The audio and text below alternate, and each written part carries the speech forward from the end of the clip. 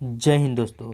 आज हम तारों के जन्म के बारे में जानेंगे और जानेंगे कि तारों का जन्म कैसे होता है, यह कितने प्रकार का होता है और इसका अंत किस प्रकार होता है और अंत के बाद यह क्या बनता है। तो चलिए हम समझते हैं तारों के जन्म को। अगर आपको तारे के जन्म को अच्छी तरीके से समझना है तो आपको पहले ब्रह्मांड के जन्म को समझना होगा, जो कि इसी चैनल पे इसी प्लेलिस्ट में एक वीडियो अपलोड की गई है जिसमें ब्रह्मांड के जन्म के संपूर्ण विवरण दिया गया है, तो आप उसे अवश्य देख लें। दोस्तों, जब हम रात में आसमान की ओर देखते हैं तो पाते हैं कि लाखों लाखों तारे विद्यमान हैं और आपको जानकर यह आश्चर्य होगा कि यह लाखों लाखों तारे केवल और केवल हमारी ही आकाशगंगा के हैं, जबकि हमारी आकाशगंगा जैसी आकाशगंगा इस ब्रह्मांड में अरबों की संख्या में है और उन अरबों में अरबों आकाशगंगाओं में खरबों खरबों तारे विद्यमान हैं। तो आपको देखकर यह अवश्य ही मन में एक ना एक बार सवाल उत्पन्न हुआ होगा कि इन तारों का जन्म कैसे होता है। तो चलिए आज हम इसी जिज्ञासा को ख़त्म करते हैं और जानते हैं कि इनका जन्म कैसे होता है। तारों के जन्म को समझने से पहले हमें नेबुला को समझना होगा। नेबुला, जिसे हम तारों का जन्म घर या ब्रह्मांड का नर्सरी भी कहते हैं, जिसमें तारों, सौरमंडल, ग्रह, उपग्रहों का निर्माण होता है।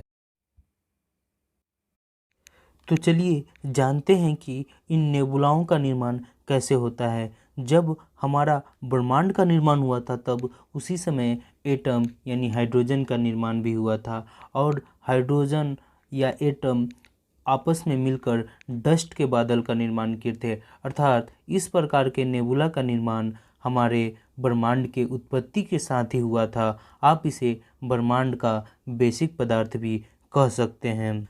दूसरा प्रकार जिससे नेबुला का जन्म होता है, जब कोई तारा जो हमारे सूर्य से 1.44 गुना बड़ा हो, उसमें जब कोई महाविस्फोट होता है तो अब इस प्रकार के नेबुलाओं का निर्माण होता है। इस महाविस्फोट को सुपरनोवा कहा जाता है।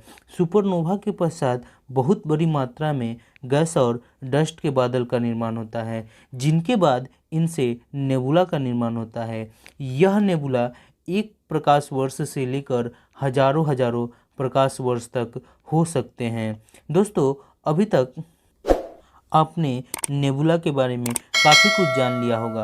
आसान शब्दों में हम इसे तारों का घर भी कहते हैं। नेबुला में गैस और डस्ट के बादल ऐसे ही लंबे समय तक बने रहते हैं जब तक दूसरा तारा या पिंड आकर इसमें कोई हलचल उत्पन्न न कर दे।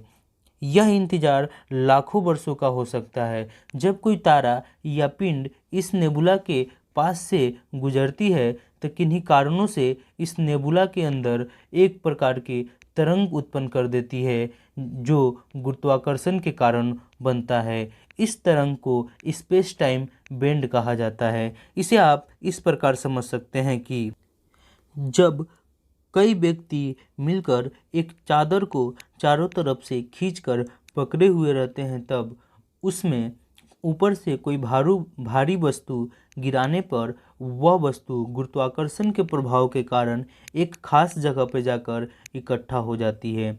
उसके पश्चात कई भी प्रकार के वस्तु इस चादर पर फेंके जाए तो वह वस्तु घूम फिर कर उसी बैंड की ओर चली जाएगी। ठीक इसी प्रकार स्पेस टाइम बैंड में भी होता है। जब डस्ट और गैस के बादल फैले होते हैं और उसमें जब स्पेस टाइम बैंड उत्पन्न हो जाता है तब वह उस बैंड की ओर सभी धीरे धीरे धीरे कर जाने लगते हैं और यह क्रिया लाखों सालों तक ऐसे ही चलते रहते हैं। इसके पश्चात होता यह है कि डस्ट और गैस के बादल जब आपस में इकट्ठा होते हैं तो उसमें अधिक दबाव पड़ता है और इसी दबाव के कारण उसमें ऊष्मा भी उत्पन्न होती है और उस ऊष्मा के कारण उसमें धीरे धीरे कर तापमान बढ़ने लगता है। इसी तापमान के बढ़ने के कारण इसमें जिससे प्रो स्टार यानी कि शिशु तारे का जन्म होता है।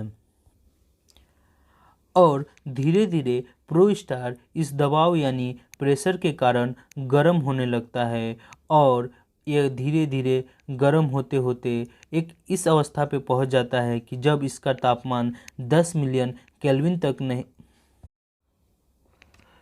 जैसे जैसे प्रो स्टार बड़ा होता है इस पर गुरुत्वाकर्षण बढ़ने लगता है जो इसे छोटा और छोटा करने की कोशिश करता है और धीरे धीरे प्रो स्टार के घनत्व बढ़ने लगती है और घनत्व के साथ साथ इसका प्रेशर भी बढ़ने लगता है और यह क्रिया धीरे धीरे प्रेशर और घनत्व को बढ़ाती रहती है। इसी कारण से इसमें धीरे धीरे ऊष्मा भी उत्पन्न होने लगती है। प्रो स्टार की यह अवस्था सैकड़ों सालों तक ऐसे ही चलती रहती है और एक समय ऐसा आता है कि इसका तापमान 10 मिलियन केल्विन तक पहुंच जाता है और जैसे ही 10 मिलियन केल्विन इसका तापमान पहुंचता है तो इसमें हाइड्रोजन फ्यूजन की प्रक्रिया शुरू हो जाती है।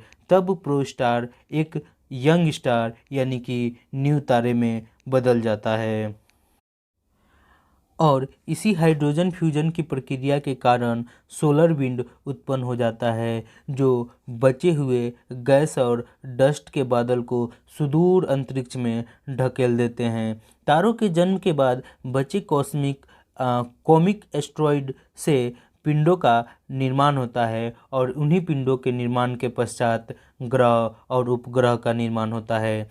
हमारे लाइफलाइन कहे जाने वाले तारा जिसे हम सूर्य के नाम से भी जानते हैं उसका भी निर्माण ठीक इसी प्रकार से हुआ है।